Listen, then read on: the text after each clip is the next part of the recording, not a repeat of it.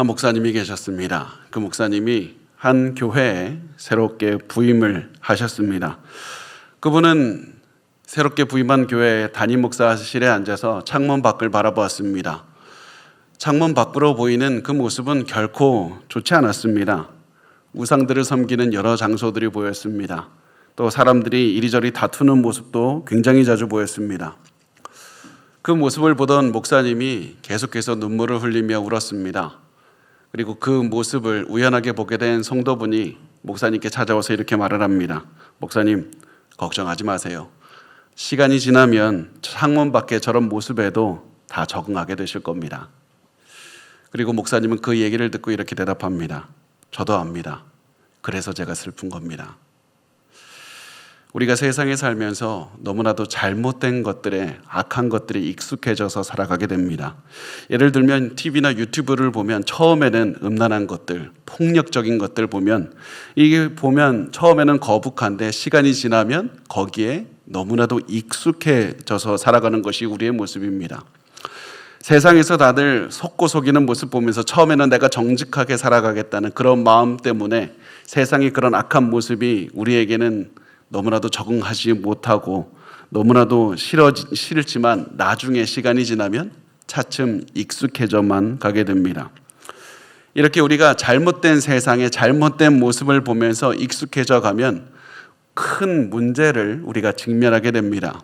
그게 뭐냐면 우리도 또한 그들과 같이 변하게 된다는 겁니다.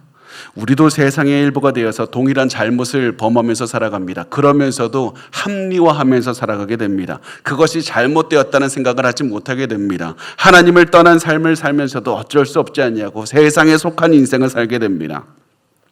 그래서 우리가 절대로 세상의 악한 모습에 익숙해져서는 안 됩니다. 우리는 어떻게 해서든지 세상의 악한 모습이 굉장히 싫어야만 되고 가슴 아파야만 되고 악한 모습이 당연하다는 그런 마음을 가지고 살아가는 사람들을 보면서 그들 때문에 가슴 아파야만 되는 겁니다. 그리고 이 아픈 가슴을 잃지 않는 것이 너무나도 중요합니다. 왜냐하면 세상의 악한 모습을 보고 그 마음을 간직하는 것이 우리가 세상을 살아가는, 우리가 세상을 이겨내는 원동력이 되기 때문에 그렇습니다. 우리가 포기하지 않고 엄청난 의지를 가지고 세상을 변화시키며 세상을 거슬러서 살아갈 수 있는 힘이 어디 있는가? 세상의 악한 모습을 보면서 가슴 아파하는 이 아픈 마음에 있는 겁니다. 이 아픈 마음이 우리가 삶의 동기부여가 되고 어려움을 이겨내는 힘이 되고 엄청난 고난 속에서도 고난을 이겨낼 수 있는 그런 원동력이 된다는 사실입니다. 우리가 세상과 다르게 사는 이유가, 세상과 다르게 살 수 있는 능력이 바로 여기에 있습니다. 그런데 이렇게 사는 거 결코 쉽지 않을 겁니다. 어려울 겁니다. 왜냐하면 세상 사람들이 우리가 다르게 살아가는 건 가만히 두지 않을 것이기 때문입니다. 우리가 아픈 가슴을 가지고 세상과 다르게 살아가면 세상 사람들은 우리를 세상 사람들처럼 똑같이 살게 만들려고 그 삶 가운데 익숙해져서 그 삶처럼 세상처럼 살게 만들기 위해서 온갖 노력을 다 할 겁니다. 그들은 처음에 이렇게 할 겁니다. 우리를 설득하려고 할 겁니다. 세상 속에 살면, 세상 사람들과 같이 살면 우리가 다툴 필요도 없고 많은 이득도 얻을 수 있다고 하면서 우리를 세상 속으로 이끌려고 할 겁니다. 세상 사람들처럼 살려고 할 겁니다. 그런데 이렇게 공격해도 우리가 넘어지지 않으면 그 다음에는 이제 사람들은 우리를 공격하기 시작할 겁니다. 너만 똑똑하냐? 너만 깨끗하냐? 너만 잘났냐? 너도 우리와 다름없는 악한 자가 아니냐? 그러면서 우리를 더 매도할 겁니다. 너가 오히려 더 악한 의도를 가지고 너 그렇게 살아가는 것이다. 사람들에게 너 돈 받기 위해서, 사람들을 너의 편으로 끌어들이기 위해서, 너가 무엇인가 경제적인 이득을 얻기 위해서 너가 그렇게 살아가고 있는 것이 아니냐? 너 위선자일 뿐이다. 이렇게 우리를 공격할 겁니다. 이런 공격은 결코 쉽지 않습니다. 우리의 가슴을 10번이고 100번이고 무너뜨릴 겁니다. 그렇지만 이렇게 가슴이 무너지는 한이 있더라도 반드시 기억하셔야만 됩니다. 세상이 우리를 이렇게 공격하는 목적이 있는데 그것이 무엇이냐면 우리를 공격하는 것이 중요한 것이 아니라 우리를 세상 사람들처럼 변화시키는 데 그 목적이 있다는 겁니다. 우리를 억울하게 몰고 가고 화나게 하는 이유, 우리를 예수처럼 살지 못하게 하려는 것이 목적입니다. 우리 이 사실을 기억하고 우리는 절대 악한 것에 익숙해져 가지 않고 악한 세상처럼 변하지 않는 것에 집중하셔야만 됩니다. 선한 것, 예수께 속한 것, 예수 그리스도를 닮아가는 것에 익숙해지기 위해서 우리의 전부를 드리면서 살아내셔야만 됩니다. 그리고 이것이 예수 그리스도께서 보이셨던 모습이었습니다. 예수님은 세상과 다르게 사셨습니다. 그리고 하나님의 뜻만을 실천하며 사셨습니다. 그랬을 때 세상은 예수님을 공격했습니다. 그리고 그 모습이 오늘 본문에 잘 드러나고 있는데 그것이 우선 32절부터 34절까지 말씀에 이렇게 말씀을 합니다. 그들이 나갈 때 귀신 들려 말 못하는 사람을 예수께 데려오니 귀신이 쫓겨나고 말 못하는 사람이 말하거늘 무리가 놀랍게 여겨 이르되 이스라엘 가운데서 이런 일을 본 적이 없다 하되 바리새인들은 이르되 그가 귀신의 왕을 의지하여 귀신을 쫓아낸다 하더라. 오늘 말씀을 보면 예수님이 한 것에 악한 것이 없습니다. 선을 행했을 뿐입니다. 사람들을 도와주었습니다. 사람들을 고쳐주었습니다. 귀신을 쫓아내고 말씀을 가르쳤습니다. 그래서 이 사람들의 삶과 예수님의 삶은 달랐습니다. 그러자 바리새인들은 예수님을 공격하기 시작합니다. 예수님이 귀신의 왕의 힘을 입어서 악한 의도를 가지고 사람들을 돕는 것처럼 보여진다라고 이렇게 얘기를 하는 겁니다. 이렇게 공격하는 목적이 무엇입니까? 예수님이 하나님의 뜻대로 살아가는 것을 막기 위해서요. 그렇습니다. 예수님을 자신들과 똑같은 부류로 만들기 위해서 공격하는 겁니다. 여러분 이런 공격을 받아본 적이 있습니까? 나는 그렇지 않은데 사람들이 여러분을 억울하게 몰고 간 적이 있지 않습니까? 나 선하게 살았는데, 나 최선을 다해서 살았는데. 여러분, 내가 억울한 마음 들 때, 사람들로 인해서 화가 나고 그리고 슬퍼질 때 반드시 기억해야 됩니다. 내가 지금 사람들이 공격하는 이유는 내가 예수를 따르지 못하게 하기 위해서다. 나를 공격하는 것이 목적이 아니라 그들처럼 살게 하려고, 세상처럼 살게 하는 것이 목적이다. 그러므로 이 시험, 이 공격을 이기는 방법은 내가 화를 내는 게 아닙니다. 내가 똑똑하게 그들에게 말로 그들을 제압하는 게 아닙니다. 내가 이 모든 시험을 이기는 방법은 예수를 따라가는 겁니다. 예수의 모습을 따라가서 선한 삶을 실천하는 것이 우리의 삶의 정답이 되어야만 됩니다.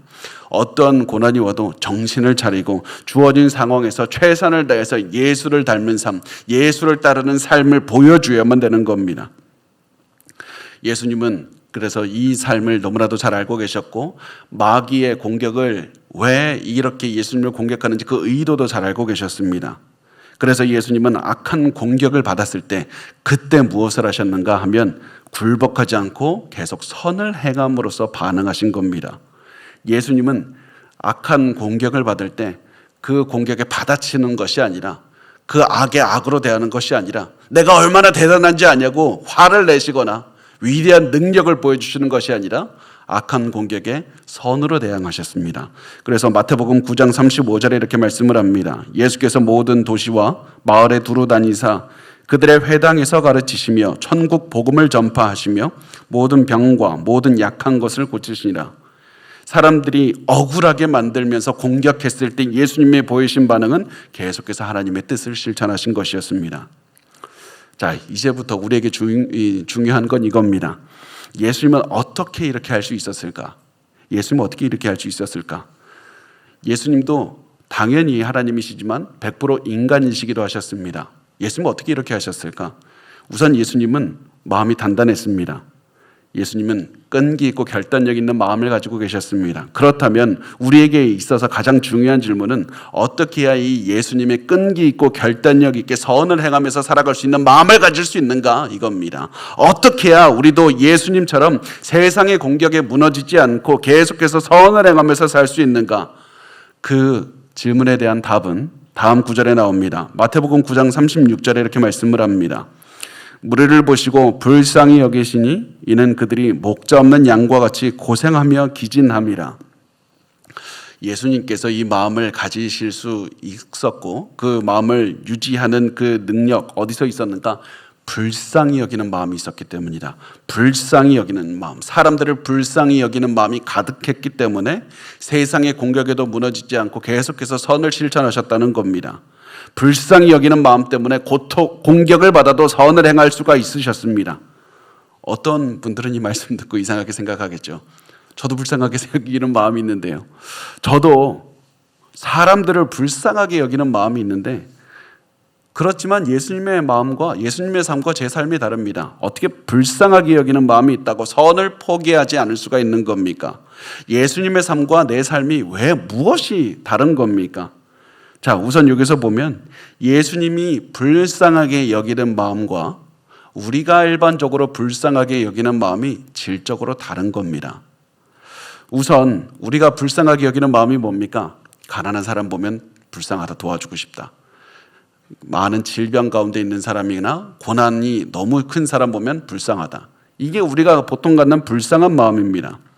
그런데 예수님이 갖는 불쌍한 마음은 전혀 달랐습니다. 불쌍하게 여기는 이유가 달랐는데, 성경은 예수님이 불쌍하게 여기셨던 이유에 대해서 이렇게 말씀을 합니다.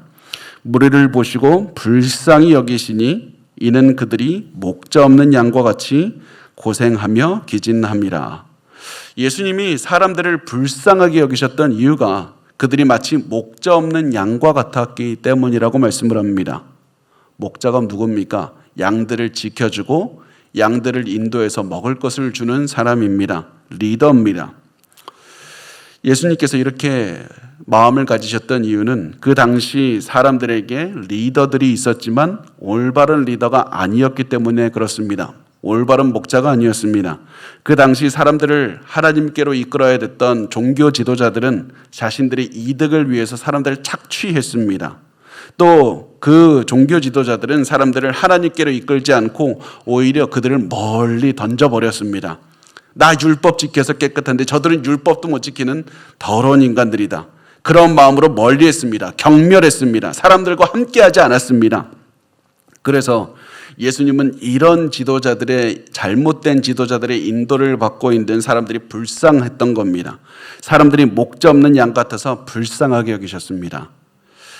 이 사실을 보면서 우리가 진정으로 불쌍하게 여겨야 되는 사람은 영적으로 길을 잃은 사람이고 영적으로 도움을 받지 못한 사람들이라는 사실을 기억해야 되는 겁니다. 불쌍한 사람은 가난한 사람이 아닙니다. 불쌍한 사람은 질병에 걸린 사람이 아닙니다. 불쌍한 사람은 사업에 실패한 사람이 아닙니다. 진정으로 불쌍한 사람은 영적으로 갈 곳을 잃어버리는데도 불구하고 내가 어디로 가야 되는지 알지 못하는 사람입니다. 왜냐하면 아무리 가진 것이 없고 도와주는 사람이 없고 몸이 아픈 사람도 예수 그리스도께서 나의 목자가 되시고 예수 그리스도께서 나의 모든 것을 다 채워주신다. 이 사람들은 부족함이 없는 사람이기 때문에 그렇습니다. 이런 사람은 절대로 불쌍하지 않습니다. 예수님이 항상 채워주신다는 마음이 있는데 어떻게 불쌍할 수 있겠습니까? 그렇지만 예수와 동행하지 않는 사람은 가난하거나 큰 질병에 걸리거나 다른 큰 고난에 처한 사람과 비교할 수 없을 정도로 엄청나게 불쌍한 사람입니다. 갈 곳을 잃은 사람이기 때문에 그렇습니다. 그래서 곤경에 빠진 이 사람들, 너무나도 큰 영적인 공경에 빠져서 불쌍한 인생을 살아가는 사람들의 모습을 적나라하게 드러내는 말씀이 오늘 성경에서 이렇게 드러내고 있습니다. 이들이 고생하며 기진함이라, 고생하며 기진함이라 이렇게 표현을 합니다. 이 사람들이 고생하며 기진하고 있다고 하는데 이들의 이 상태가 무슨 상태냐? 그들의 마음을, 이 상태를 잘 드러내는 말인데요. 이것을 하나씩 우리가 간단하게 보겠습니다. 첫째, 고생한다는 말이요. 헬라어로 스쿨로라는 말인데, 스쿨로라는 말이 기본적인 의미가 가죽이 벗겨지는 겁니다. 그래서 강한 짐승이 와서 약한 짐승의 살과 피를 다 벗겨내는 겁니다. 찢어버리는 겁니다. 그래서 이 사람들 고생한다, 이 스쿨로라는 단어를 써서 표현하는 것은 이들이 엄청난 공격을 받아서, 그리고 그것도 한두 번 받은 게 아니라 계속 받아서 엄청나게 지쳐버린 상태를 의미합니다. 이것이 사람들의 모습이었던 겁니다. 악한 짐승과 같은 잘못된 리더들의 모습을 보면서 그들에게 이용당해서 영적으로 무너지고 지쳐서 너무 힘든 삶을 살아가는 모습이 이 사람들의 모습과 같았다는 겁니다.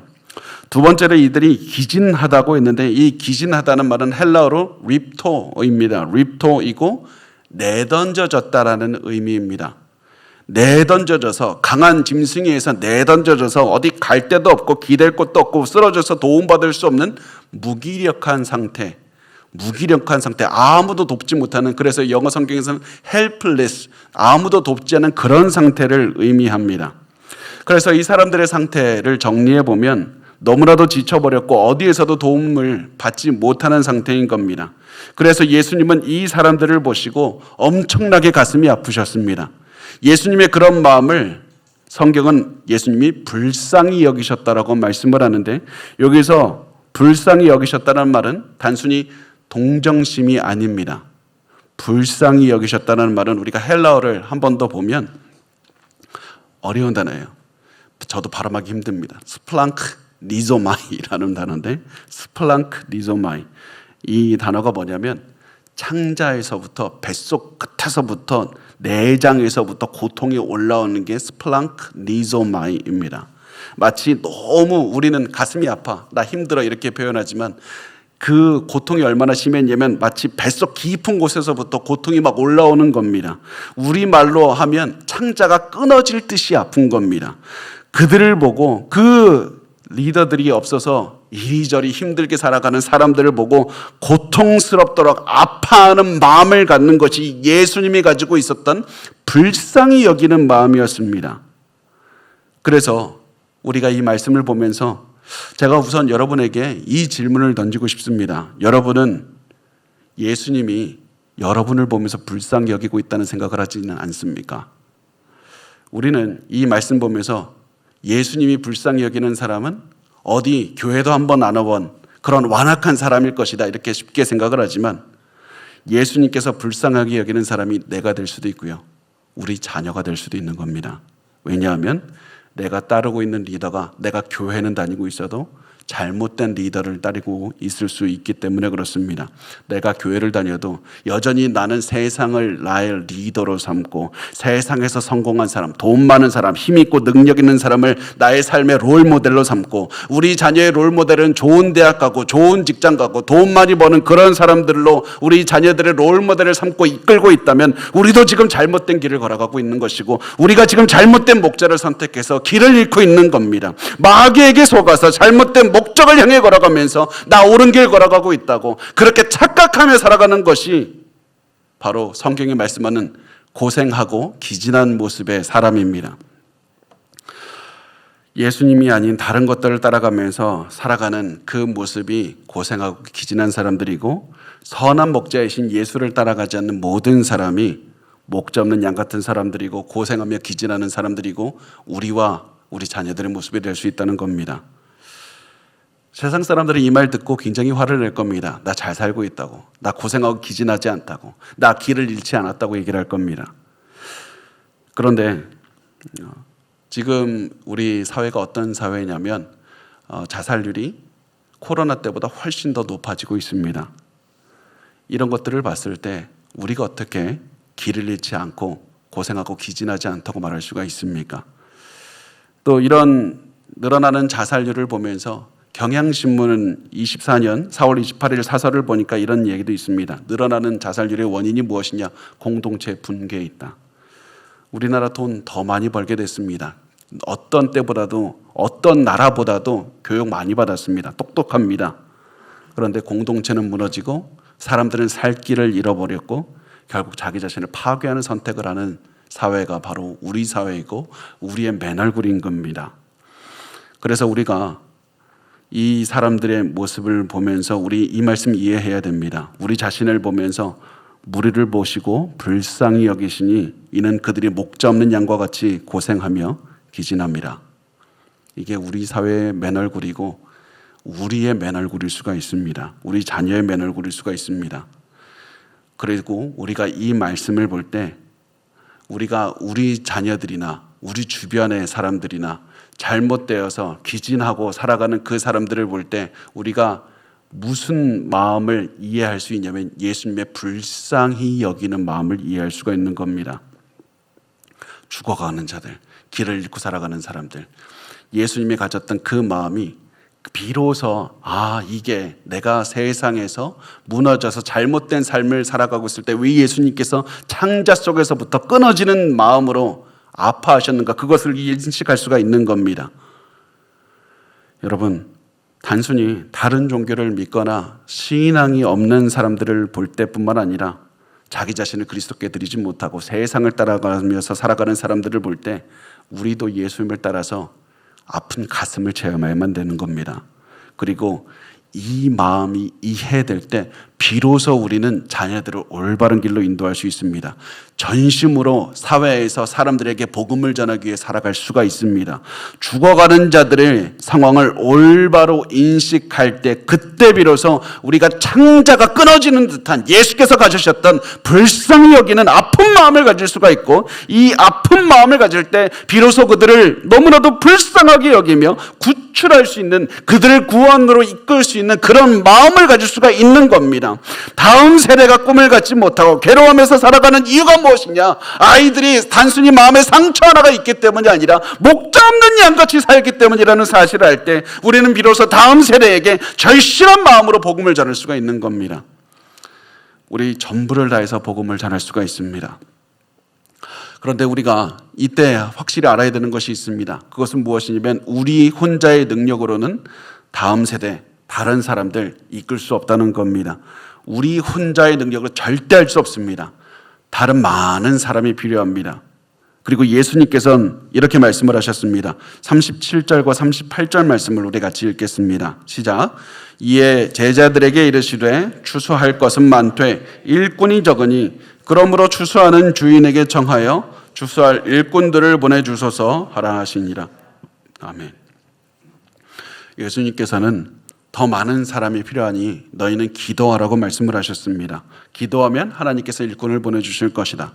하나님께 추수할 일꾼을 보내달라고 기도해야 된다. 여기서 이 말씀을 잘 보셔야만 됩니다. 너희는 일꾼이 부족하니 사람들 찾아가서 교회로 사람들을 좀 불러내라, 직접적으로 얘기해라 말씀하지 않습니다. 너 일꾼 보내달라고 하나님께 기도부터 해야 된다. 우리가 물론 사람들을 찾아가서 일꾼으로 세워야 됩니다. 그렇지만 예수님께서는 강조하는 것은 너가 기도해야 된다고 말씀을 한 겁니다. 왜냐하면 추수할 수 있는 준비를 해주시는 분도 하나님이시고, 일꾼을 보내주시는 분도 하나님이시고, 일할 수 있는 능력을 주시는 분도 하나님이시고, 일할 수 있는 그 결과를 주시는 분도 하나님이시기 때문에 그렇다. 모든 것은 하나님께 달린 것이다. 그러므로 너희는 가슴이 아플수록 기도해야 된다. 사람들이 불쌍하게 여기는 만큼 절실하게 기도해야 되고, 이 사역을 감당하기 위해서 다른 사람들의 손길이 필요하다는 생각이 들 때 더욱더 간절하게 기도해야 된다. 기도하면 하나님께서 너의 삶에 더 많은 일꾼들, 더 많은 도움의 손길들을 주실 것이다. 그래서 여러분, 우리가 반드시 말씀을 볼 때 이 질문해야 됩니다. 스스로 질문해 보십시오. 여러분은 기도하고 있습니까? 사람을 보내달라고 기도한 다음에 움직이고 있습니까? 하나님께 기도하면서 절실하게 매달리고 있습니까? 그렇지 않은 게 우리의 솔직한 모습 아닙니까? 우리가 기도하지 않는 것을 보면 우리가 영적으로 미성숙하다는 걸 보여주고 있습니다. 우리가 아무리 예배를 많이 드리고 찬양을 하면서 눈물을 흘리고 우리가 설교를 들으면서 회개의 마음을 가지고 죄책감을 가져도 기도하지 않으면 우리 미성숙한 겁니다. 사람들을 불쌍히 여겨야 된다는 머리로 생각은 하고 있지만 마음속 깊은 곳에서 그것을 체험하지 못한 겁니다. 한 목사님의 말씀을 들은 적이 있습니다. 그 목사님이 이렇게 말씀을 하셨습니다. 우리가 예배를 드릴 때 찬양과 설교 속에 우리의 솔직한 모습을 숨기고 있습니다. 우리가 예배를 드리면서 화려하게 연주하는 찬양팀과 함께 오랫동안 찬양하고 세련되게 준비된 설교를 드리면서 우리는 영적으로 할 일을 다 했다, 영적으로 나 성숙하다, 하나님과 가까워졌다고 생각합니다. 그렇지만 우리가 예배 전체에서 찬양을 빼버리고 설교를 아주 짧게 만든 다음에 기도로만 1시간을 채우려고 한다면 우리의 예배의 모습은 어떤 모습이겠습니까? 기도로만 가득 채워진 예배는 사람들이 오고 싶어 하지 않을 겁니다. 사람들로 북적북적 가득하게 된 그 교회도 기도로만 가득 채워진 예배를 드리기 위해서는 사람들은 오지 않을 겁니다. 왜냐하면 기도하는 시간이 괴로울 것이기 때문에 그렇습니다. 사람들은 기도 시간을 통해서 도대체 무슨 말을 어떻게 해야 되는지 모를 겁니다. 노래와 듣는 것으로만 예배를 채웠던 사람들의 삶에 기도는 너무나도 낯선 것일 겁니다. 우리의 모습이 이렇지는 않습니까? 우리가 목자 없는 영혼들을 보면서 가슴이 타들어가듯이 아플 때 가장 먼저 해야 되는 것은 기도입니다. 절실하게 기도해야 됩니다. 기도할 때 새로운 일이 시작됩니다. 기도할 때 하나님께서 일꾼을 보내주실 것이고, 기도할 때 많은 사람이 구원받고 예수를 따르는 기적이 일어날 겁니다. 그래서 우리는 기억해야 됩니다. 부흥의 시작이 무엇입니까? 기도입니다. 어떤 사람들은 교회가 부흥하고 많은 사람들이 한꺼번에 예수 믿도록 이끌려면 병 고침과 같은 기적이 일어나야 됩니다. 많은 사람들이 사업이 성공해서 돈 많아지면 그 돈 많아지는 것들을 보면서 많은 사람이 교회에 오고 싶어 할 겁니다. 물론 그렇게 해서도 많은 사람이 구원을 얻을 수 있을 겁니다. 그렇지만 오히려 그렇게 하면 쭉정이만 늘어날 가능성이 훨씬 높습니다. 성공하고 병 낫는 목적을 위해서만 교회로 오는 사람들이 가득할 수도 있습니다. 오히려 부흥은, 진정한 부흥은 기도와 말씀을 통해서 오는 겁니다. 기도와 말씀을 통해서 고난을 살아낼 때 오는 겁니다. 불쌍히 여기는 마음을 가지고 기도하면서 말씀을 전하면서 주여 우리에게 일꾼을 보내주시옵소서, 이렇게 기도하는 자들을 통해서 부흥이 오는 겁니다. 그러면 이렇게 기도하면서 살아내면 우리는 성숙하게 될 것이고, 고난 중에서도 포기하지 않을 것이고, 고난 가운데서도 힘을 내며 선을 행하면서 살아갈 수가 있을 겁니다. 이렇게 해서 우리는 계속해서 추수할 일꾼을 세우면서 살아내야만 됩니다. 더 많은 일꾼을 세우면서 살아가야만 됩니다. 기도하고 우리가 더 많은 일꾼들을 보내달라고 기도한 다음에 더 많은 일꾼들을 세우기 위해서 우리의 삶에 집중하는 겁니다. 취수할 일꾼들을 더 많이 세우는 것이 바로 우리 호산나 교회가 이 지역에 세워진 이유라는 사실을 기억하며 우리가 살아내야 되는 이유가 바로 여기에 있는 겁니다. 우리 호산나 교회는 단순히 사람들이 일요일이라는 한 날에 예배라는 의식을 드리고 돈 많이 받아서 자신의 종교적인 만족을 얻게 하기 위해서 세워진 교회가 아닙니다.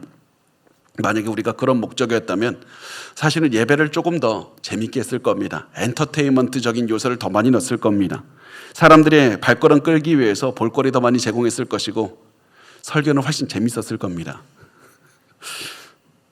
그리고 금요일에 모여서 이렇게 기도하는 거 안 했을 겁니다. 우린 일부러 더 어려운 길 가는 겁니다. 우리 사서 고생하는 겁니다. 성경도 있는 그대로 그 의미를 기억하고 더 기도에 힘쓰고 예수 그리스도의 복음을 전파하기 위해서 우리 살고 있는 겁니다. 왜 우리 이런 삶을 삽니까? 왜 우리 어려운 길을 사서 고생하면서 걸어가고 있습니까? 그 이유는 추수할 곡식이 오산과 동탄에 가득하기 때문에 그렇습니다. 추수할 곡식을 위해 일꾼을 세우는 것이 우리 교회가 세워진 목표이기 때문에 그렇습니다. 목사 한 명으로는 이 사역을 절대 감당할 수 없습니다. 단 몇 명의 성도로도 이 일을 감당할 수 없습니다. 그래서 우리는 어떻게 해서든지 계속해서 더 많은 사람들을 예수 그리스도의 제자로 키워내야만 됩니다. 예수 그리스도를 모르는 사람들을 예수 그리스도를 믿도록 인도하고 제자로 만들어서 세상을 변화시키도록 이끄는 것이 우리 교회에 맡겨진 사명이고 여러분 한 명 한 명에게 맡겨진 사명입니다. 그리고 우리가 예수 그리스도의 제자로 만들어야 되는 사명 안에 포함되는 사람들이 바로 우리 앞에 있는 다음 세대들도 포함이 됩니다. 우리 아이들은 세상을 보면서 불쌍히 여기는 예수 그리스도의 마음을 갖도록 길러내야만 되고, 눈물을 흘리며 기도하는 아이들로 이끌어내야만 되는 겁니다. 그리고 그것이 우리가 지금 여름 성경학교라는 목표입니다. 우리가 이렇게나 많은 아이들, 또 우리에게 주어진 아이들에게 많은 우리가 할 수 있는 최선의 재정도 쏟아붓고 많은 노력을 하면서 아이들을 이끄는 것이 단순히 아이들에게 즐거운 프로그램 하나 하기 위해서, 즐거운 시간 주기 위해서 그런 거 절대 아닙니다. 아이들을 예수께서 말씀하신 이 일꾼들로 세워내야만 되는 겁니다. 예수 그리스도의 진정한 제자가 되도록 이끌어야만 되는 겁니다. 그렇게 하기 위해서 이 아이들을 위해서 우리가 최선을 다해서 기도하는 것이고, 이 아이들을 기도하는 예수 그리스도의 제자로 이끌고 살아가는 겁니다. 그것이 우리 교회에 맡겨진 사명이고 여러분에게 맡겨진 사명입니다. 사실 이렇게 하는 게 불가능하죠. 불가능합니다. 사람을 바꿔서 제자로 만든다? 그게 가능하긴 합니까? 그래서 우리가 해야 되는 것은 성령의 능력을 의지하는 것밖에 없는 겁니다. 우리의 말과 행동, 우리의 돈으로도 아무것도 할 수 없습니다. 우리의 선한 의도로는 세상 그 어떤 것도 변화시킬 수 없습니다. 우리가 해야 되는 것은 성령의 능력만 의지하는 겁니다. 그래서 우리가 성령의 능력을 의지하기 위해서 다시 한번 예수 그리스도의 마음을 갖기 위해서 기도해야 되고, 예수님, 내가 불쌍하게 여기는 마음을 갖게 도와주시옵소서. 불쌍하게 여기는 마음을 갖게 하셔서 단순히 저 사람 불쌍하다, 예수 믿지 않아서 불쌍하다, 그런 동정심 갖고 넘어가는 마음이 아니라 내 뱃속부터 너무나도 큰 고통이 찾아와서 창자가 끊어지는 것만 같습니다. 그 마음을 갖게 도와주시옵소서. 그리고 우리가 가지고 있는 최선을 다해서 힘을 다해서 기도해내는 겁니다. 어떻게 해서든지 기도해내면서 세상에 적응하지 않고 예수 그리스도의 삶을 따라서 살아가면서 많은 사람들을 예수 그리스도의 제자로 이끌면서 일꾼을 주시옵소서. 추수한 일꾼을 주시옵소서. 계속해서 기도해야 됩니다. 그렇게 할 때 하나님께서 우리의 기도에 응답하셔서 반드시 더 많은 수확을 주실 것이고 더 많은 일꾼을 주실 겁니다. 더 많은 설교자, 더 많은 교사, 더 많은 선교사, 더 많은 평신도 선교사들이 나와서 이 세상에 그리스도의 말씀으로 살아낼 수 있을 겁니다. 그리고 우리 그렇게 해서 하나님께서 맡겨주신 사명 감당은 우리 호산나 교회 됐으면 좋겠습니다. 그런 여러분의 삶이 되시기 바랍니다. 그러면 우리 많은 사람들을 하나님께서 보내주실 것이고 우리 자녀들 예수님의 제자들로 이끌어 주실 겁니다. 그래서 우리 죽는 그날까지 계속 이렇게 기도했으면 좋겠습니다. 주여, 추수할 일꾼을 보내주시옵소서. 주여, 추수할 일꾼을 보내주시옵소서.